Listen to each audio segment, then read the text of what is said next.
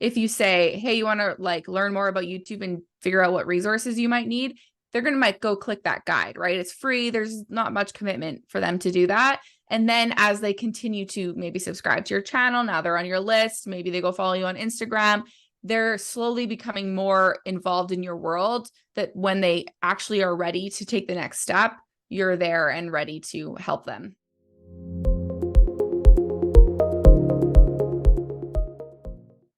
Hello, everybody. Thank you for joining us on another behind the scenes episode. I am so excited to bring you our guest today, Melissa Mitchell. She is a YouTube coach strategist. She helps female service providers and coaches scale their online business using YouTube to build an organic lead engine that fuels their sales funnel with consistent best fit leads. And she is amazing. So I'm so excited to have you here with us today, Melissa. Yeah, thank you so much for having me. I'm super excited. I would love for you to just start with telling our listeners kind of how you got started and what made you start your own business, and then what led it to YouTube, which I'm sure is part of the story. Yeah, so I went to college for communications and graphic design. That's what my background is in. And then I was in corporate for almost 6 years, and I kind of worked my way up the corporate ladder, if you will, into like management roles, started doing I was the marketing manager and sales manager for a big trade show company. And I realized that I didn't like the corporate life. It wasn't for me. I really wanted like my own time freedom, the things that everyone always says, time freedom, unlimited holidays, be able to make my own shots, all those things. And so I quit cold turkey. It was very young. I think it was like 21 when I quit, and started doing graphic design and branding, since that's my degree was in. And then slowly started moving into, and then I slowly started moving into social media. And that was kind of becoming like a larger thing. Social media management was like all the rage. So I started doing that, and then slowly realized that I did not like managing people's social media accounts. It was exhausting, and it was like not lighting me up anymore. It wasn't fulfilling me in the ways that I wanted, to my business to fulfill me. So I slowly was trying to think of, what could I do that's going to still help people, but actually make me excited and want to wake up every day to work. And so I realized that all my clients had kind of two similar problems. Was that one, they didn't have enough content, and number two, they didn't have enough leads into their business. And so that was problems I was facing at the time too. And so I was looking for a solution, and that's when YouTube appeared. And so I slowly started implementing it in my own business. And then I was able to sell out my one-on-one services just from my YouTube leads alone. And that's when I decided, you know what, I'm going to like pivot my entire business, and I'm going to move straight into YouTube. And so it's been almost 3 years now, and I haven't looked back, and I love it. Yeah, I mean, I only know you as the YouTube queen, as they would say. I did not know that you quit at such a young age. I also quit at really young and started this business, so that's kind of funny. Yeah. What would you say led to your led to you seeing so much success on YouTube? Because I do see people struggle with or are intimidated by YouTube. Yeah, I can, and I totally understand that, right? Anytime you take on a new platform, especially something where there's video involved, it can feel a little bit overwhelming for sure. Like a lot of moving pieces is what people always say to me. But I think my success definitely came from just consistency and not giving up, right? And I kind of just worked through the pain. Like I did not know what I was doing when I first started. Like if you look back at my videos, they're not great. The sound is all over the place. I didn't really know how to build out a proper script. Like I didn't know how to hook people into my videos. Like I was just throwing them out there and hoping for the best at that time. So I think it's just, if people are just getting started on their own like that, it's really just about grit and consistency and kind of working through the problems, or, hiring someone to make that process a lot easier for yourself. Exactly. Yeah. So do you script out every single one of your videos, or have you gotten to the point now where you kind of can go in impromptu and talk about like a subject because you're so comfortable now in front of the camera? Yeah, I'm definitely much more comfortable. And even if I do script things out a lot more, I'll find myself not following the script anyways. but it just depends on what the topic is. Like if it's a topic I'm very comfortable with, I'll write an outline and just kind of riff. But if it's a more technical video where I'm having to make sure I hit certain points, I'll definitely like script it out more so that I'm not jumping from place to place, because I can definitely have squirrel brain and I'll just end up on like multiple different tangents. So sometimes it needs to be more outlined for sure. No, I get that because I squirrel brain a ton, and with tech Yeah. videos, it's hard not to, because I'll think of something and I'll be recording and I'm like, no, stay focused. Yeah. So, 100%. but I was just curious because I'm like, you're always so comfortable. Your videos are, you kind of figured out that secret sauce of flow, so to speak, with your scripts. And I guess what are some of just going off of, I don't want to give too much away because I know you teach a lot of this in your Yeah, that's okay. program. But how have you tweaked that script? What have you seen work best? What are some things to stay clear of, that don't work? Yeah, so I definitely like to keep it really simple because I find that the more you overcomplicate something, the more resistance you're going to have to actually get it done. So when it comes to your script itself, the most important thing is your introduction. So hook and introduce, right? You've probably all heard this a million times, no matter what kind of video content you're creating, right? You're going to want to hook them right away, tell them what the video is going to be about, especially on YouTube because it is a search engine. So when someone first is searching for something, all these different videos are going to pop up, right? And so if they do click on yours, you've passed the first test of like, yes, they clicked on your video, but now the next test is, are they going to stay to watch it? And that's why the hook is so important. You need to make sure that you're fulfilling your promise, if you will, of whatever your title was. So I think that's like the most important part. And then, if you kind of flow off a little bit from there, it's okay. That's not as important, but that hook and introduce is the most important thing. Yeah, I think that brings up a good or a question a lot of people have. How do you get even found? Because it is a search engine, and YouTube is one of the more competitive, I would say, or saturated platforms just because of its longevity, which makes it tried and true, in my opinion. Like, why would you? I used to make these videos on YouTube, or not on YouTube, on Instagram, but like no one could find them. The content would just die. Like, so that's why I switched to YouTube. And I'm pretty sure it was after watching one of your master classes. And I was like, you know what? I'm comfortable now. I'm going to make the switch to YouTube, because then those guest interviews that I was doing, they're not going to go to die. The guest kind of feels like, okay, they're getting something out of it, a longer term, lead funnel, so sales funnel. But how do you even go about getting found organically? Because I feel like some people get frustrated with that or don't know. Yeah, absolutely. So I would, the biggest thing when you're first starting on YouTube is keywords. So because it is that search engine, you're going to want to think about, okay, there's my ideal audience. This is the topic or my niche on YouTube. Now, what are my ideal clients or my audience members searching for when it comes to that niche? Like, what are their problems? What are their pains? What are their goals? And then how can you create content around those things that are going to be figured out or found in search results? So that's what I always want people to concentrate on when they're very first starting on YouTube. And as they kind of grow and as their channel starts to grow, then they can start to play around with more of like the algorithm style videos where they're more like viral and, those kind of, I don't want to say like day in the life, but more non-search related topics. They can start filtering those through to play with the algorithm and with search. But when you're first getting started, just really concentrate on the keywords and those really, really search-based topics. And that's going to be your best bet.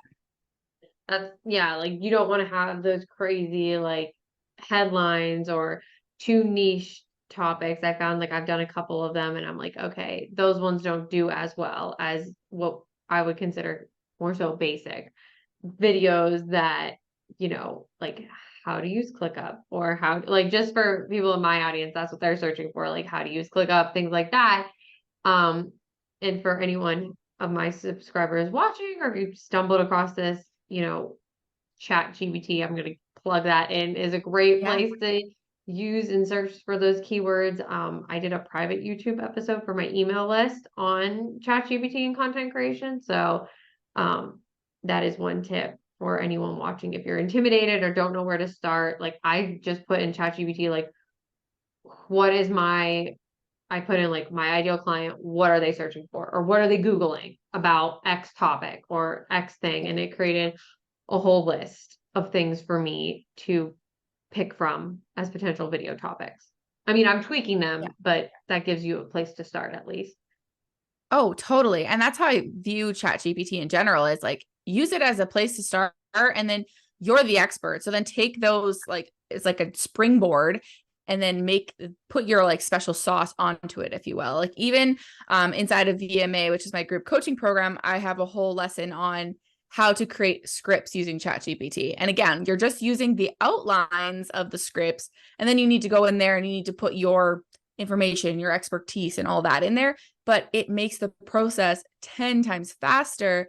And so that you're not sitting there on a blank document being like, okay, now what do I do? Like you can take the prompts from our script templates and throw those in there, and you have a script in like 10 minutes. It's amazing. Yeah. Yeah. And I think this brings up another point that I've seen you talk about a lot. So anyone who doesn't know, Melissa and I follow Melissa. We've been connected through different coaching groups. And so I've consumed a lot of Melissa's content. Um, so for those who haven't consumed a lot of your content, can you touch base on how your batching process to make it even more efficient so it doesn't have to be a huge time suck? Generally speaking, like how do you batch all these things? Yeah, so it really comes down to setting up systems. And you're the system queen, so you're all about this as well. But it's just figuring out what's my strategy? What is, the sales funnel on the back end? Because I'm really big into not just creating YouTube videos for the sake of YouTube videos and going viral on YouTube, but really how do we create a YouTube channel that's going to fuel our businesses with leads? Because as service providers and coaches, really what I want you to use YouTube for is as a lead generation engine, not necessarily going quote unquote viral on YouTube, which is cool in itself, but we want those leads. So that's the first step, is really figuring out that strategy. And then how many videos are you going to be wanting to produce at a time? And then from there, once you have that strategy set up, it's really about batching, as you will. So you have systems in place for each phase that makes keyword research. You're going to batch, 4 videos at a time. Then you're going to write 4 scripts at a time. Then we're going to film 4 videos at a time, right? And so on and so forth. But because you have many systems in play on the back of each of those things, it just becomes a lot faster than having to, okay, what am I going to talk about this week? And then you have to do keyword research, and then you sit down to film, and then you have to do the whole process again next week for one more video. That just sounds overwhelming to me. So I like to say 4 videos at a time minimum. For myself, I like to do like 12 to 16 videos at a time. Wow. Like you record all that in one day, or? Yeah. So usually I'll like do all the prep work ahead of time, and same thing for like my agency side. I'll do 12 to 26 videos for clients, and then they'll sit down and film 12 to 26 videos in 2 or 3 days. And then their whole content is systems done for 6 months. That's amazing. I didn't know you did them that far in advance. I know, like, I've been just chunking them 4 at a time. Like, I mean, I do what you say. Like, I'll write and plan out with the rest of my content, because my whole content calendar is starting to become more based off of the YouTube episode of the week. I think Yeah. it flows and helps. Unless I have a guest, then the guest interview might be different. But that's a lot of, like, I mean, it does help to like do the keyword research ahead of time and then writing the scripts, because then it also, at least from what I found, then I can go back and tweak things. Like it's not like Yeah. I don't like doing it all in one sitting either. It's ridiculous. Totally. Um, I did not know that you guys could do 6 months worth of content in like a couple of days. That's insane. So for your Yeah. agency, that, like, this is just me being like curious.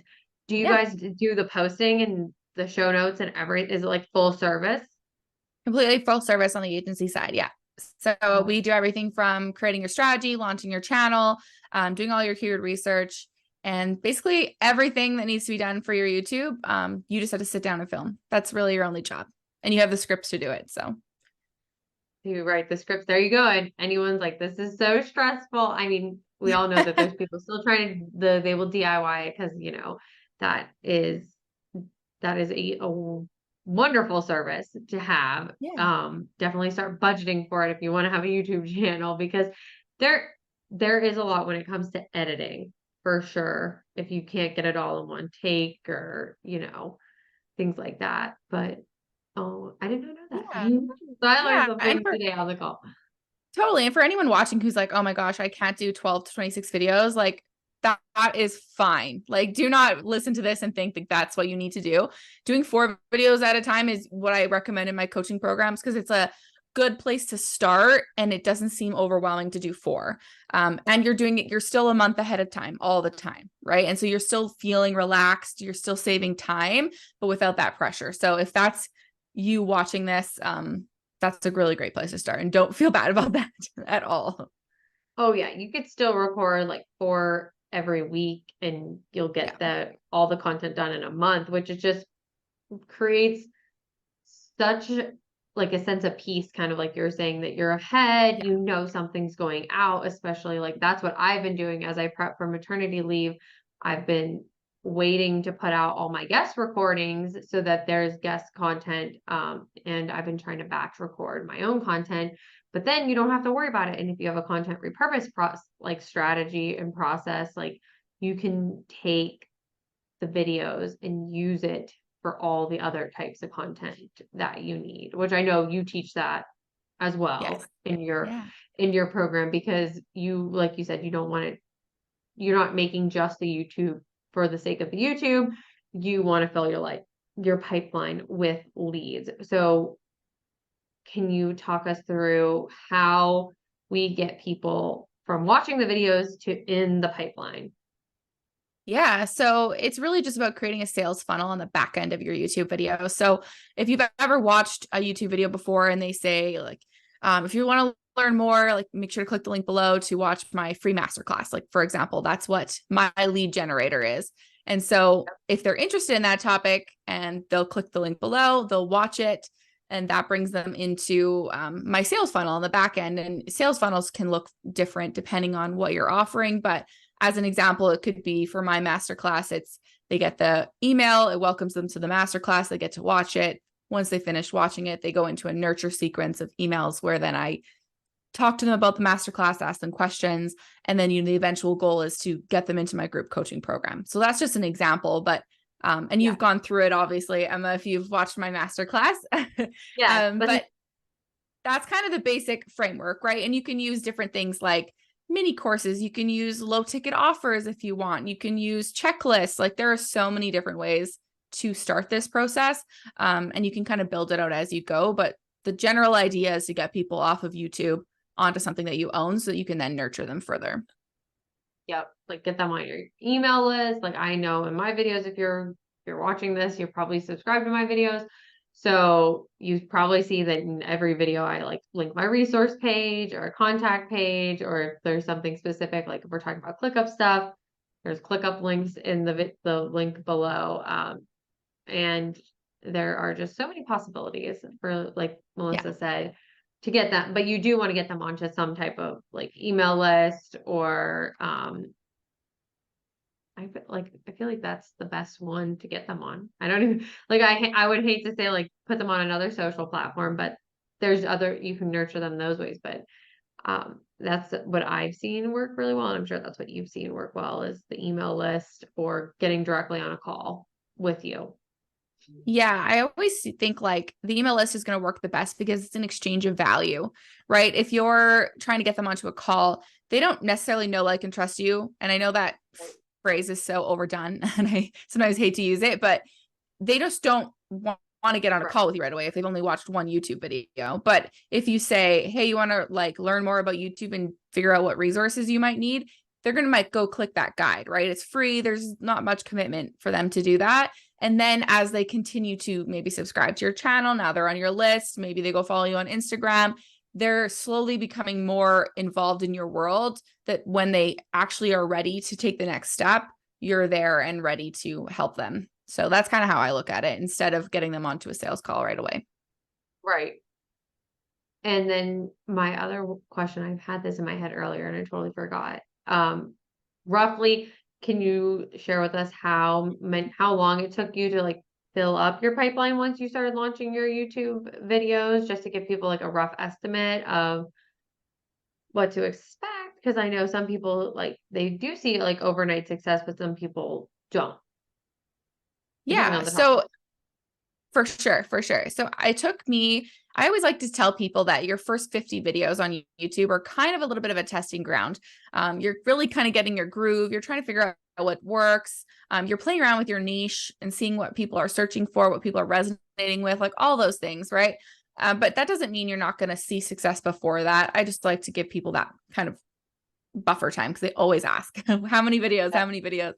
But before that, you're going to start to see leads come in. If you have your sales funnel set up on the back end, you'll start to see leads coming in relatively quickly. You know, it could be on your very first video you post. It could be 3 months later, right? Because these videos are compounding. It's like a compounding effect. So you put one video up and it's not like that goes away in 24 hours like it does on Facebook. It's going to continue to work even the next week when you put your next video up, and it's just going to compound and compound and compound. Like for example, on my channel, I have a couple of videos that are over 2 years old and they still bring me in leads every single day. So, and I created them 2 years ago. So, I mean, if you think about it that way, you know, success can happen a week after you publish your first video, 2 weeks, a month, a year, 2 years. Like it's just a matter of letting your videos work for you. Yeah. And doing that keyword research is so important, because those are the videos that are going to get found 2 years later. Yeah. What are the topics, if you don't mind me asking, like if you know them off the top of your head, that you continuously Yeah. see? So they were actually from when I was doing social media management, which is kind of funny. Oh, They're Planoly versus Later, like comparing the social yeah. media platforms, that one. And then I do have one about being a social media manager. And I have another one when I moved into YouTube about, oh, what is it? About being scripting, like reading off a teleprompter, like not being boring when you're, forget the exact title, but something like that. So those, I would say off the top of my head, those three are like, I think they're up to like 5,000 or something views, maybe more. I Yeah. don't know. I'd have to look in a while, but yeah, they're still bringing me in leads every day. So the possibilities are endless once you just like create that library of videos that are working for you. Yep. Like cornerstone content. I've heard a couple people use that term, like, have the Yeah. foundational pieces. And like we said, you can repurpose them. There's plenty of tools. If you've watched me long enough, you'll know that there's tools like Otter, that you can transcribe the videos. You can take those and create them into your social posts, everything like that. And if you are nervous about getting started on YouTube, we are going to have linked below Melissa's YouTube checklist, which is extremely helpful. And if you're nervous about getting started, definitely want to check that out, because you lay it out so nice for everyone. And if you're like, I can't remember everything that we just covered or like talked about, a lot of that is in the checklist to help get you started. But I do want to talk a little bit more about the your program and like the sales funnel, kind of like how that works. And for anyone who might be a little bit newer or not sure what a sales funnel is, because we joked about that a little bit ago. Sorry, I'm not sure how to phrase the question. Like I kind of know like in my head what I want to ask you, but what are like the key pieces that you help your clients in your program set up for the sales funnel that they see success with? Yeah. So in my whole like YouTube lead flow method or formula is 3 phases. So the first one is your YouTube lead engine, and that's really kind of creating your whole strategy, the engine that's going to run everything. So that means, what is the lead generator that you're wanting to attract people with? How are we going to build out your sales funnel? So what are your landing pages going to look like? How are we going to get people from a viewer on YouTube to into your offers? What is that whole customer journey going to look like? And then of course, like your keyword research and all of that stuff that goes into your YouTube channel. So that's a really big strategy piece. And it's a lot of work up front, but then once that's set up, you know your strategy. And now it's just a matter of going into the second two phases, which the second phase is your video multiplier method. So this is really, how can we create video content as quickly as possible? So I like to call it your production line. So if anyone's familiar with the production line, right, you have your mold set up and it's 1, 2, 3, 4, 5 until the finished product, right? Right. And so it's the same thing with your videos, is how can we create templates and everything, processes in place to film and edit super fast. And then that takes us into the traffic circle method, which is the third phase. And that's really, now we have our video content, we have our strategy. How can we now break this piece of content up into so many different pieces so that you're constantly fueling your business, not just with YouTube, but also with all of your social platforms, so that you're creating like this traffic circle or ecosystem that's all working together inside of your business. So hopefully that answered your question.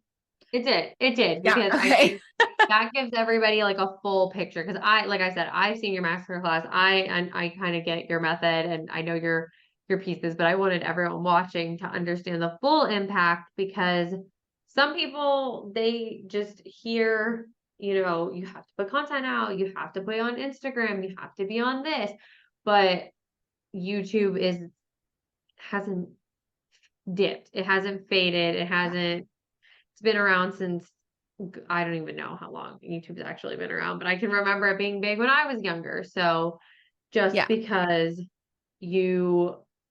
there's a lot of people on it, that's a good thing. There's a lot of people on it. absolutely. And you mentioned earlier that, you know, you felt like it was a saturated platform. And that's interesting because, you know, I hear that a lot, especially with people who have heard about YouTube, but they're like, oh, it's just for people with cat videos, or it's just for this. But there is a space out there for every single niche on YouTube because of that search capabilities, right? And because it is video content, you're showing your personality and I like to call it your PPE. So your personality and your experiences, right? It's like going to a construction zone and you're like putting on your hard hat, and that's like protecting. It's the same thing. It's like protecting you from obscurity, because what's so different about you is what's going to make you work on YouTube. So there's definitely a space for you out there. And with like 60 billion views per, I think 60 billion. Yeah, 60 billion views per year on YouTube. That's insane. And I think there's 3 billion active users a month on YouTube. So like just think about those stats. Like if you could even just have a sliver of those people seeing your content, what would that mean for your business, right? Pretty crazy. Exactly. And it's like knowing your ideal client. Because I think what made me switch was, I was watching my husband, because like I always kind of observe him as like the business owners I like want to work with. He's like my in-house guinea pig of ideal clients, because he's just, I just like love how he operates. That's me just like gushing on him, because he's just very much Cute. by the book, not by the book, but like he knows what he wants. He's not wishy-washy, like very different from some of the female entrepreneurs I work with. He like has an idea, implements it, blah, blah, blah.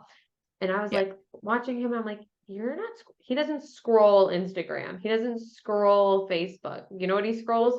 He scrolls YouTube. And there are a lot Yeah. of people just like him, and business owners, if they can't figure it out, they can't figure something out, they're not going to Instagram, they're not going to Facebook to figure it out. They're going on to YouTube and Googling that to find that video on how to do it. And eventually they'll get sick of DIYing it, or their pain point will be hard and like bad enough that they want to hire someone.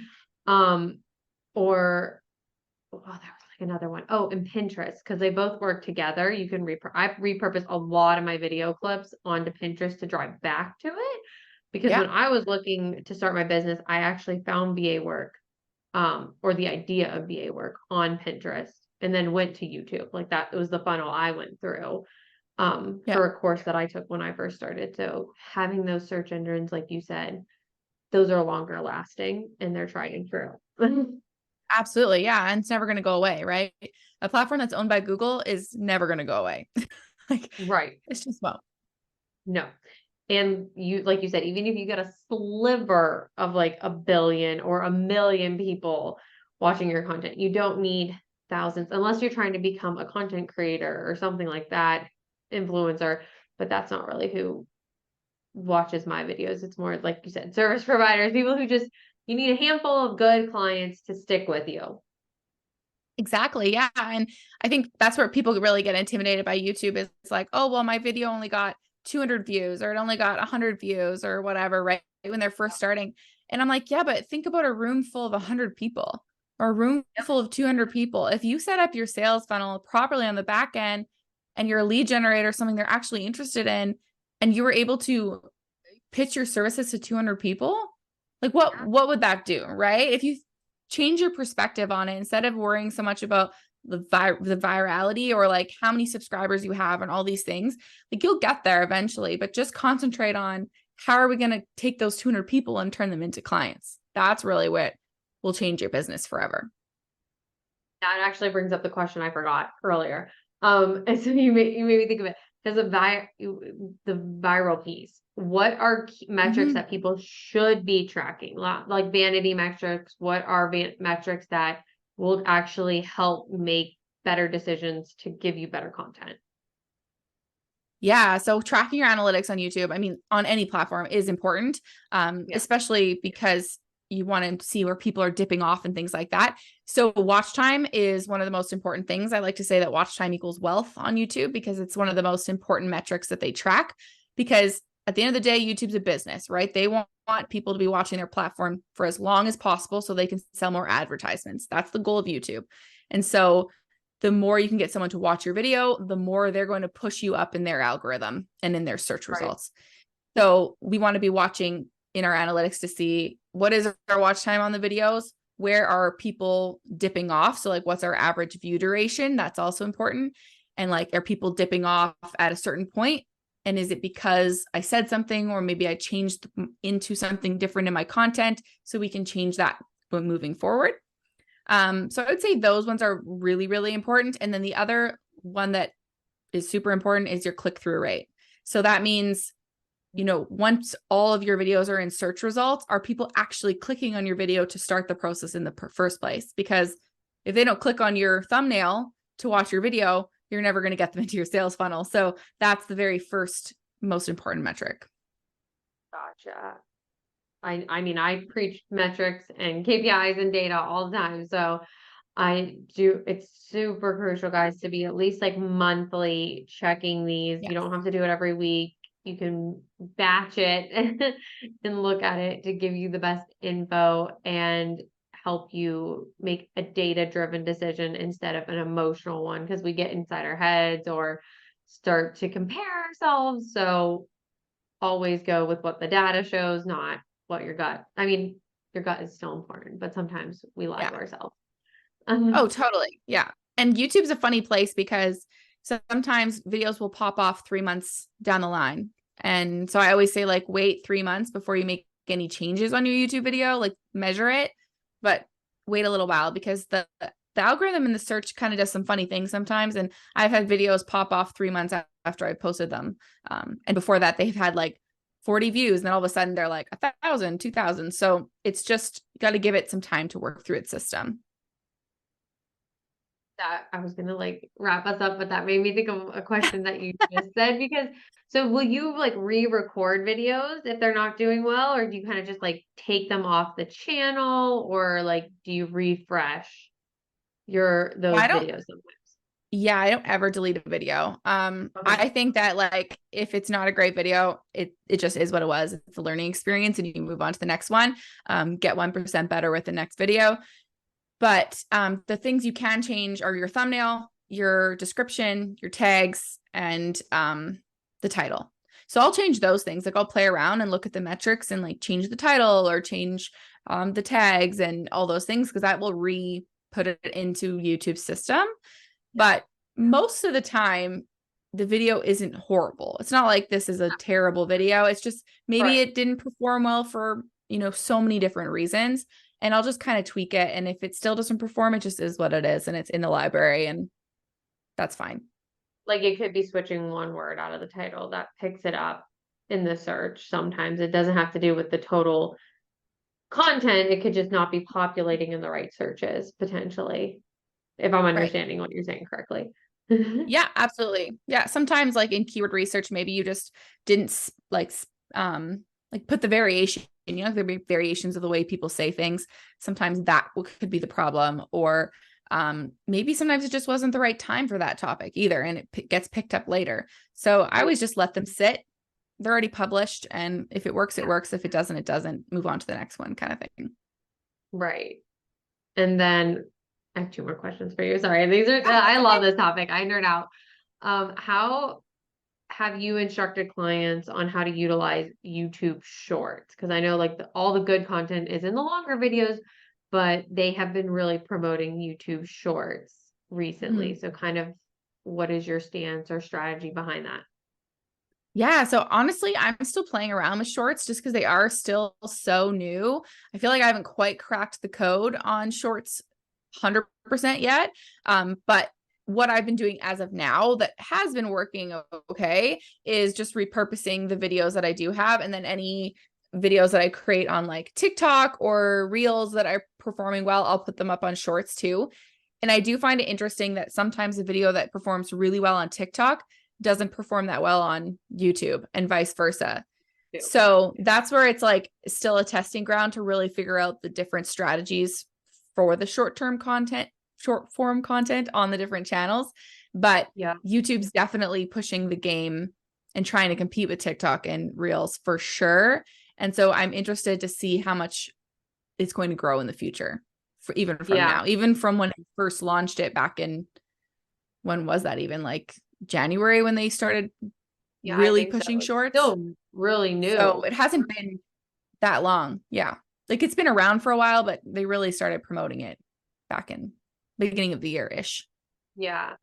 I will say I think I've seen a very similar trend where my YouTube or IG video shorts do not do the same as they do in YouTube. Like I've noticed trending sounds or having like an audio to my videos do not really boost them on YouTube like they would on Instagram or TikTok. So I found like me just repurposing little snippets of my videos and just talking, like me having Yeah. me provide that kind of content, those do better. And then just since you're testing it, I've been testing it too, is like to get them back onto my channel. Like I'll put little Yeah. snippets of the video to get them back. So like that's also another way to save for yourself time is you don't have to be recording like trending audio for YouTube shorts. You can just take what you've already recorded and have them snip it up.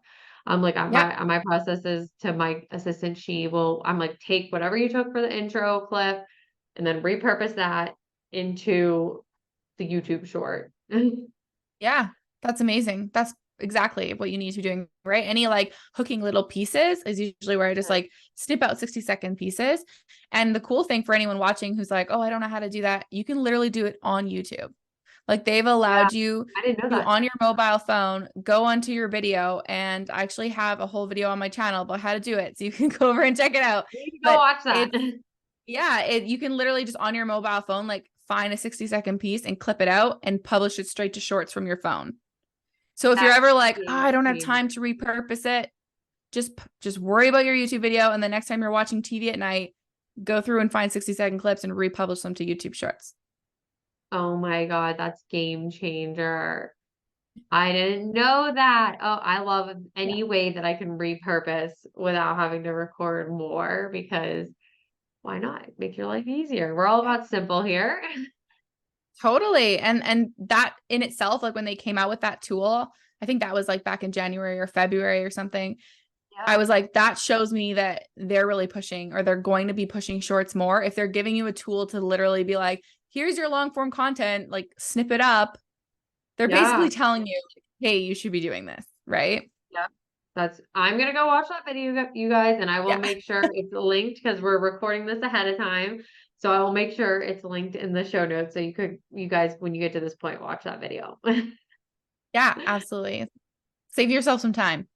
Yes, that's all what we're all about. Efficiency, saving time, and YouTube is definitely the way to do it when you're creating your content. And then my final question to you would be, what would be one key takeaway you'd like our audience to walk away with, whether we've discussed it or not, in the episode? Yeah, I think definitely when it comes to YouTube, we talked about a little bit how you can feel overwhelming and there's a lot of moving pieces, but I really want whoever's watching this to understand that it doesn't need to be overwhelming and it can be really, really simple as long as you put the strategies and steps in place and the systems, and that you can save yourself so much time once you do that. And it actually makes your whole business easier, in my opinion, because you're not chasing a bunch of rabbits, doing Instagram and TikTok and all the things. You can concentrate on one pillar piece of content and then breaking that piece down into all of your places. So I think that's the number one. And then like a side point off of that is that, creating video content, don't think like you need to be really fancy. You can literally use your phone, window light, and a stack of books if that's what you have, or a webcam or whatever you have, and you can see success. Like, you do not need to have professional equipment. You can get started with what you have. Oh yeah. I've seen plenty of people get really big off of not even having that kind of stuff. And I think more people resonate with that. They relate or can identify with those people who are not always perfectly buttoned up and put together. Yeah, 100%. That's why TikTok and all these short form places are doing so well, because it's not polished content. That's a good point too. Yeah. That is so true. Thank you so much, Melissa. Yeah. Thank you so much for joining us. If you're watching, the links to Melissa and how to connect with her and how to follow her will be in the show notes. Make sure you go check her out if you're interested in getting started on YouTube. You're already on YouTube if you're watching this. So make sure you go give her a follow as well and get her tips on all things YouTube. Yeah. Thank you so much for having me. This was so much fun. Thank you.